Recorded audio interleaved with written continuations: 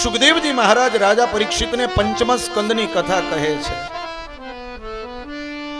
મનુ મહારાજના એક દીકરા પ્રિયવ્રત રાજાની કથા કહે છે. પ્રિયવ્રતો ભાગવત આત્મા રામ કથમ. આ પંચમ સ્કંદમાં બે વિભાગ છે, ગદ્ય વિભાગ અને એક પદ્ય વિભાગ. બાઢ મુક્તમ ભગવત ઉત્તમ શ્લોકસ્ય શ્રીમદ ચરણારવિંદ મકરંદ રસ આવેશ શીત ચેતસો ભાગવત પરમહંસ દૈક કથામ કિંચિત દંતરાય વિહતામ સ્વામ શિવ તમામ પદવીમ ન પ્રાયેણ હિન્વંતી. એક ગદ્ય વિભાગ છે ને એક પદ્ય વિભાગ છે. અને આ પંચમ સ્કંદમાં સુંદર એવી પ્રિયવ્રત રાજાની કથા બતાવી છે. ખૂબ તપસ્વી હતા પ્રિયવ્રત રાજા, અને નાનપણથી જ એને ભક્તિ લાગી ગઈ હતી. નારદજીની સેવા કરતા હતા, નિરંતર બ્રહ્મના ચિંતનમાં રહેતા. એટલે એને વિચાર કર્યો કે મારે વિવાહ નથી કરવા, મારે બ્રહ્મચર્યનું પાલન કરવું છે અને વનમાં વયું જવું છે. નારદજીને કહ્યું, તમે ગુરુ છો, આને સમજાવો. રાજા પ્રિયવ્રતને આ રાજ્યને સંભાળશે કોણ? ગુરુ મહારાજે આજ્ઞા કરી. નારદજી અને બ્રહ્માજીએ સમજાવ્યા છે અને એ રાજ્ય પ્રિયવ્રત રાજાને સોંપ્યું છે. પ્રિયવ્રત રાજાના લગ્ન થયા છે વિશ્વકર્માની પુત્રી બહિષ્મતી સાથે. લગ્ન કર્યા, એને ત્યાં 10 બાળકો થયા. ધીરે ધીરે બાળકો મોટા થવા લાગ્યા. એક કન્યાનો જન્મ થયો છે. ત્યારબાદ 7 દ્વીપનું નિર્માણ કર્યું. 7 દ્વીપો જે છે એ એક પુત્રને આપી દીધા. એને ત્યાં અગ્નિગ્રહ થયા, એને ત્યાં નાભી રાજા થયા. નાભી રાજાના વિવાહ થયા છે મેરુ દેવી સાથે, અને એને ત્યાં ભગવાન વૃષભદેવ સ્વરૂપે પ્રગટ થયા છે. બોલીએ શ્રી વૃષભદેવ ભગવાન કી જય.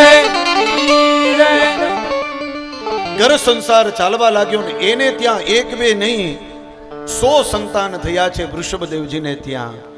અને એમાં સૌથી મોટા દીકરા છે, એનું નામ છે ભરત. અને ભરતના નામ ઉપરથી આ દેશનું નામ પડ્યું છે ભારત. જહાં ડાલ ડાલ પર सोने की चिड़िया करती है बसेरा, वो भारत देश है, वो भारत देश है.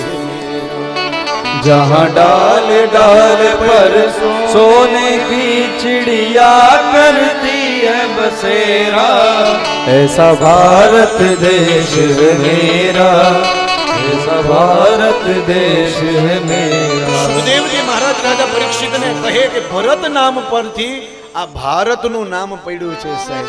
તો વિચાર કરો કે આ રાજા ભરત કેટલા પરાક્રમી હશે. ભગવાનનું નિત્ય ભજન કરતા. પણ મેં કહ્યું ને કે આ સંસારમાં કોઈમાં આપણને માયા લાગી જાય ને એટલે આપણે એમાં ડૂબી જાય. આ રાજા ભરતને પણ માયા લાગી. જો ભરત જેવા ભરત રાજાને માયા લાગતી હોય તો મને તમને લાગે કે ન લાગે? બોલો રાધે રાધે. રાજા ભરતને માયા લાગી. કેમાં? તો કે એક હરણના બચ્ચામાં માયા લાગી. એક દિવસ રાજા વનમાં જઈ તપ કરતા હતા, નદીમાં ઉભા રહી તપ કરતા હતા. એ જ સમયે એક ગર્ભિણી હરણી આ પારથી પેલી પાર જવાની તૈયારી કરે છે. એ જ સમયે એ હરણીને એક સિંહનો અવાજ સંભળાણો. એટલે એ કૂદી આ બાજુથી પેલી બાજુ બન્યું એવું પેલા બાળકનો પ્રસવ થયો અને હરણી મરી ગઈ. એ હરણનું બચ્ચું એ નદીમાં તરતું જ્યાં આ ભરત રાજા પૂજા કરતા હતા ને ત્યાં બચ્ચું આવ્યું એના હાથમાં. અને નાનું એવું બચ્ચું જોયું ને રાજા ભરતને થયું, ઓહો આ જીવ તો જો કેટલું સુંદર છે. હું આને બહાર કાઢું, એને કોરું કરું, એનું ધ્યાન એની સંભાળના લઉં. માયા લાગી આ હરણના બચ્ચામાં. એ એ બાળકની સંભાળ રાખવા લાગ્યા. હવે તો એવું બને કે જ્યારે રાજા ભરત પૂજા કરવા માટે બેસે ત્યારે એ હરણનું બચ્ચું એની આજુબાજુ ફરે, આજુબાજુ ફરે. એક દિવસ એવું થયું, રાજા ભરત તપ કરી રહ્યા હતા, આંખ બંધ કરીને જપ કરી રહ્યા હતા. એ જ સમયે એ હરણનું બચ્ચું ત્યાંથી થોડું દૂર વયું ગયું. એ જ સમયે હરણનું ટોળું ત્યાંથી નીકળ્યું. હરણના બચ્ચાને એમ થયું કે આ બધાય મારા જેવા છે, પેલો મારા જેવો નથી. એટલે હરણનું બચ્ચું એના સાથે વયું ગયું. અને આ બાજુ જપ પૂરા થયા, આંખ ખોલી અને રાજા ભરત એ હરણના બચ્ચાને શોધે છે, પણ હરણનું બચ્ચું મળતું નથી. બન્યું એવું, અંત સમય આવ્યો.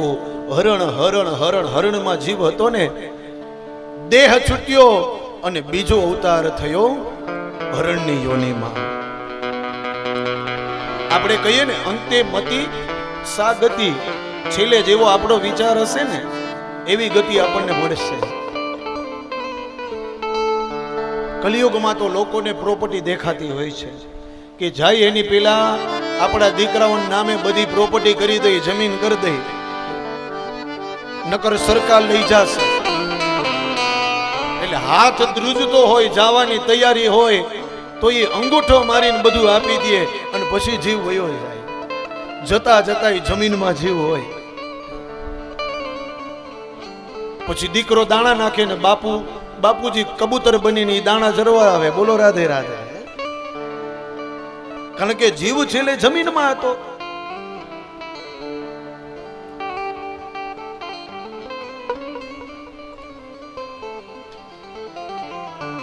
બીજો જન્મ થયો છે હરણની યોનિમાં. રાજાને ખબર પડી ગઈ, કારણ કે આગલા જન્મમાં ઘણું બધું તપ કર્યું છે ને, કે મને આમાં મોહ થયો ને એટલે બીજો જન્મ આમાં થયો છે. હવે મારે એકેયમાં મોહ નથી રાખવો. બીજો જન્મ પણ પરિપૂર્ણ થયો અને ત્રીજો જન્મ થયો છે બ્રાહ્મણના ઘરે.